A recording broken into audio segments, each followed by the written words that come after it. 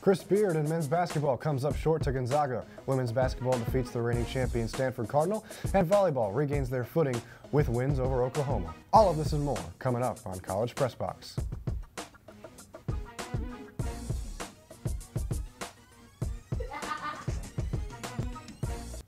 Hello and welcome to College Press Box. I'm your host, Tommy Yarrish, alongside Jason Kinander. Thank you for joining us. We'll kick things off with men's basketball, who faced a tough challenge in last year's national champion Gonzaga in new head coach Chris Beard's second game with the Longhorns. Let's head to Spokane for the highlights. We'll start off with the new-look Longhorns, who are coming off a resounding 92-48 victory over Houston Baptist, but they faced a whole different opponent in Gonzaga, and we saw that early. Preseason All-American Drew Timme gets things going with a dunk for the Zags. He had all first quarter points for the Zags, and then he hits this pull-up jab-step jumper to get it to 11-5 in favor of Gonzaga. Later in the first half, Texas trying to claw their way back from a 17-point deficit. Courtney Ramey draws the double team and finds a wide-open Andrew Jones. He hits the corner three. Gonzaga extended the lead back to 17, and then just watch this. At the end of the first quarter, with a half-court miracle shot, that was Rasir Bolton. Makes the lead 20 at half, 47-27 Zags. To start off, after a frustrating first half, Texas come out of the locker room. Jace Furbs hits a three at the top of the key. Next possession, Christian Bishop. He's going to use that 6'7" frame to fight through contact and finish at the rim. All of a sudden, this is a 15-point game. One of the strong aspects of the Longhorns game this season is the transition. We see Brock Cunningham coming up with the rebound, hits the outlet pass to Andrew Jones, brings the ball in the middle of the floor. That opens up space for Devin Askew to knock down the open triple. Exhibit B. Timmy Allen grabs the board, and the big fella is going to go coast to coast, and he's going to get a finish on a lackadaisical Zags defense, and just like that, the Zags are forced to call timeout. Leads cut to 12. Allen did a nice job of distributing as well. Led the team in 4 assists. You see one of them there. Trey Mitchell knocks down the triple. But although Texas put up a fight, Drew Timme was simply too much for the Longhorns. He gets the and-one bucket here, and he finished with 37, a career high on 15 for 19 shooting. Incredible numbers from the All-American. Texas is able to make it a close game and ended up losing by 12. Finished off this one with a slam from Christian Bishop off the lob from Timmy Allen. Longhorns cut the deficit to 12 at the end, but Gonzaga grabs an 86-74 victory and moves to 2-0, while Chris Beard and the Longhorns drop to 1-1. They'll take on Northern Colorado at home on Wednesday with a 7:30 tip-off. This season is the last one the Longhorns will play at the Irwin Center, and our own Jason Kinander was there for the final home opener against Houston Baptist. Fifth-ranked Texas basketball tipped off their season with national championship aspirations at home against Houston Baptist. Behind a strong crowd in the final opener at the Frank Irwin Center, the Longhorns reigned victorious, winning in blowout fashion, toppling the Huskies by the score of 92-48. Texas led from start to finish, extending a 16-point halftime lead with a fierce scoring output in the second half. Senior guard Courtney Ramey led the way, leading all scorers with 14 points, shooting 4 of 5 from beyond the arc. Ramey spoke about the electric atmosphere postgame. Fun to play again. It was fun to play in front of the crowd, and coach was doing a good job of just providing a fan base for us, and I think tonight was a good step in the right direction of just showing how we want to play this year and how we're going to move forward this year. Texas's influx of talent was on full display as 6 players reached double-figure point totals. Of those 6 players, 4 were newcomers. Transfers Marcus Carr, Christian Bishop, Trey Mitchell, and freshman Jalen Tyson. Texas head coach Chris Beard applauded the variety in production post-game. 6 guys in double figures, could have easily been 7 if Timmy would have played his regular minutes. So you get 7 guys in double figures in a college basketball game, you're going to have a chance to be successful. So lots of good tonight, and obviously lots of concerns, some things we got to clean up quickly. Finally, Beard spoke highly of the Texas crowd, applauding the Longhorn students and fans for their attendance. Thank the attendance. Really, really appreciative. The people that came out, spent their time and money to come to the game tonight, especially a late game. Just simply stated, it was a great crowd. There was a buzz in our locker room before the game, and at halftime, the players appreciated it. It was a great atmosphere. And we are now joined by men's basketball analyst Zach Gueck. Zach, thank you as always for joining us. Thank you for having me on. All right, so on Saturday night, Texas battled with the #1 ranked Gonzaga Bulldogs in the kennel. Didn't go Texas's way, fell by 12 points, but they competed. What were your takeaways from the game? Well, you know, I just don't think Texas was aggressive enough. It felt like Texas produced very good looks, but they just weren't shooting the three as well, around 37% compared to last game where they shot almost 70%. They also looked like they were just passing up really good looks just to pass it. They were just being too unselfish. Texas has about 8 or 9 starters on this team, and they could all score effectively, but they were just playing too unselfish, and I think it cost them. Giving up 37 points to Timmy did not help at all either.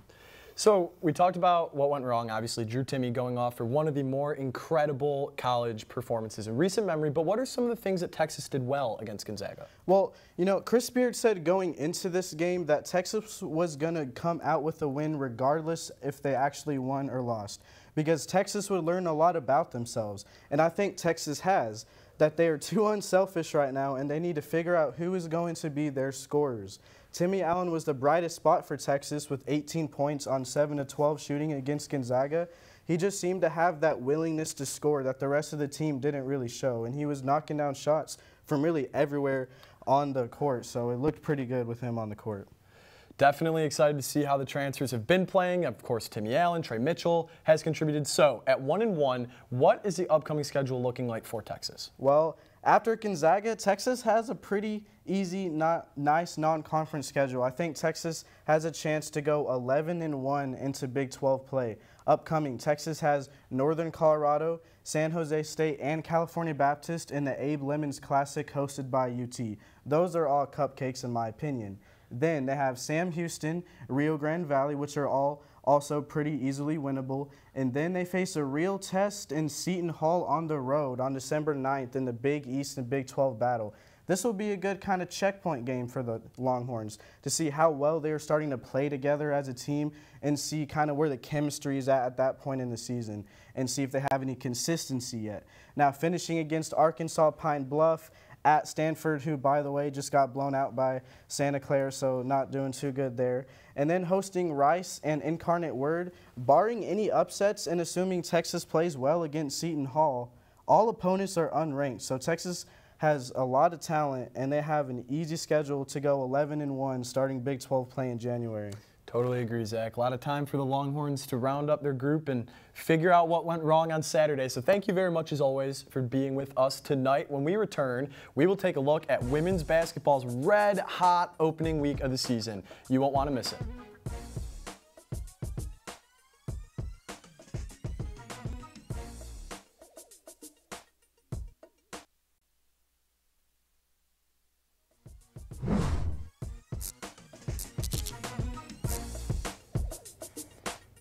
Welcome back into College Press Box. On Sunday, Texas women's basketball pulled off an improbable upset, knocking off the reigning national champion, third-ranked Stanford Cardinal in Palo Alto.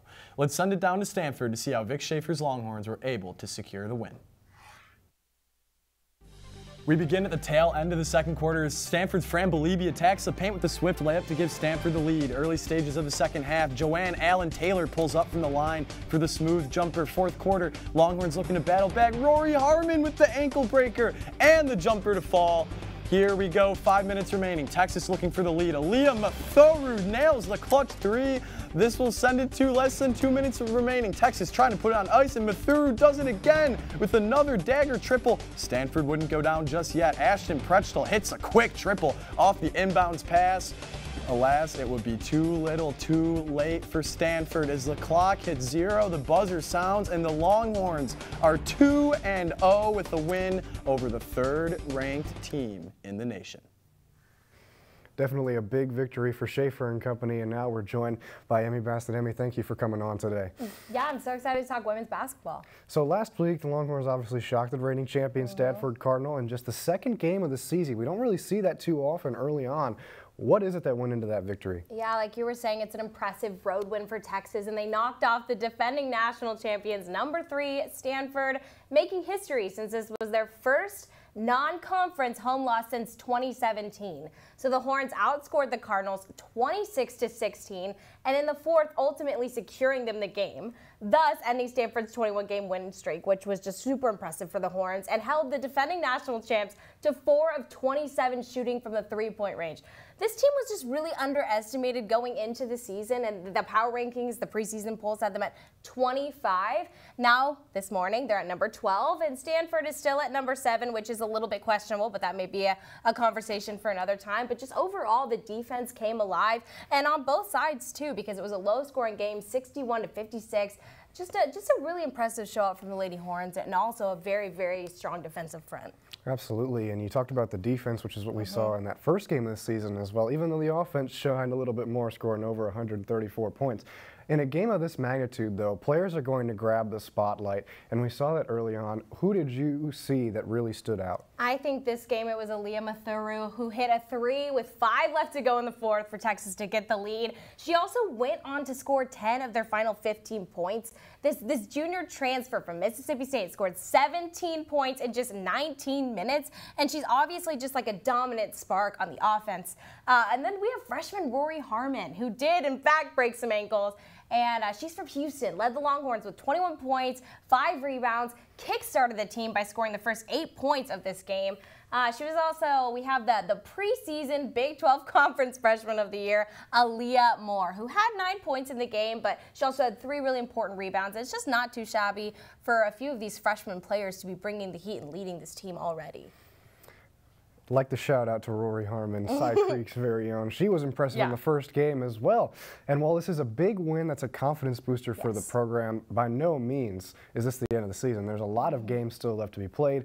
What do Vic Schaefer and the Longhorns need to do to stay hot and keep climbing that pole? Yeah, they're facing Southeast Missouri Redhawks at the Irwin Center this Wednesday, which shouldn't be too much of a battle for the Horns. It shouldn't present too much of a challenge, but I think that following game on Sunday against Tennessee could present one of the biggest challenges more upcoming, just because this is a ranked opponent and not to be underestimated. Even though they have Ray Burrell out with a knee injury, they're still just a really, really dominant team with a history of decorated players and a really good program, so they shouldn't be too lax about those upcoming games, especially this Sunday, which would be really important. They just need to capitalize off of their defense. I think I've said that about 3 times, but it just was really impressive to show out. We can see how strong they were and how strong that was against Stanford with the numbers in that game, and they continue to win on the turnover rates against their opponents. So going forward, we just need to see more of that, and I just think Vic Schaefer has taken the team and turned it into something nobody really expected him to do at Texas. So I just think that's really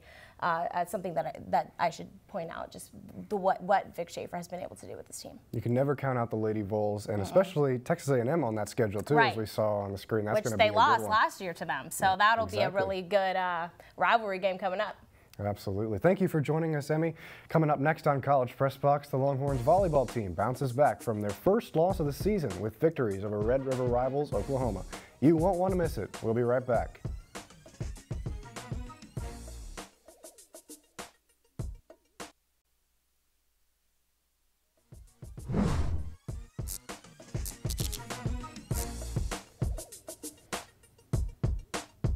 Welcome back into College Press Box. After losing their first game of the season to Baylor 3-1 just 9 days ago, the Texas volleyball team rebounded with 2 statement victories over rival Oklahoma, both wins at 3-0.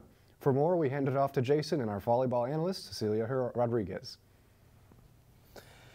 We are now joined by Cecilia Rodriguez. Cece, thank you for joining us as always. Happy to be here to talk about Texas volleyball. Okay, so big rebound, pair of wins against Oklahoma. What did Texas do right in their victories? Well, first, Texas had a really strong presence on the net between both matches.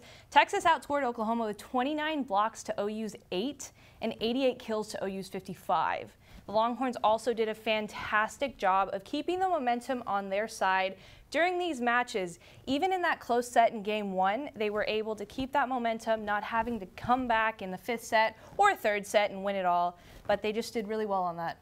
So as the season winds down, tournament is coming up, Big 12 tournament is coming up. What teams should Texas be preparing for as tournament time nears? Well, the Longhorns first need to be preparing for Louisville, who is #1 right now to Texas's #2, and Wisconsin, reigning national championship Kentucky, who they lost to last season in the national championship, and the sleeper team in Nebraska. Not only are all these teams volleyball powerhouses, they are teams with real chances of getting into the Final Four this season. And players like Anna DeBeer at Louisville, Dana Redke at Wisconsin, and Maddie Skinner at Kentucky are going to be stiff competition for Texas stars like Logan Eggleston, Skylar Fields, and Asia O'Neal.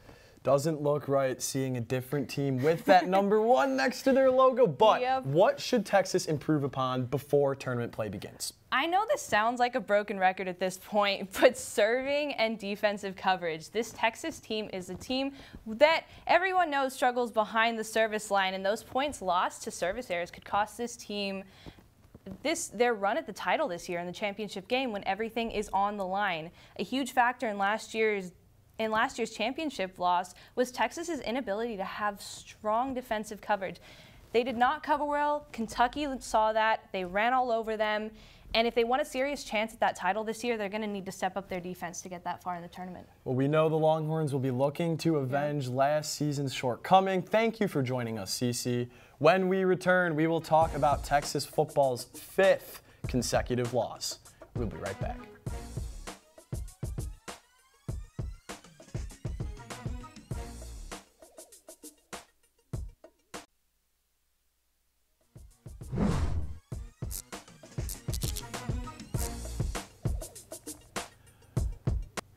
Welcome back into College Press Box. On Saturday, Texas football looked to finally avenge their 4-game losing streak when they played host to the 1-8 Kansas Jayhawks.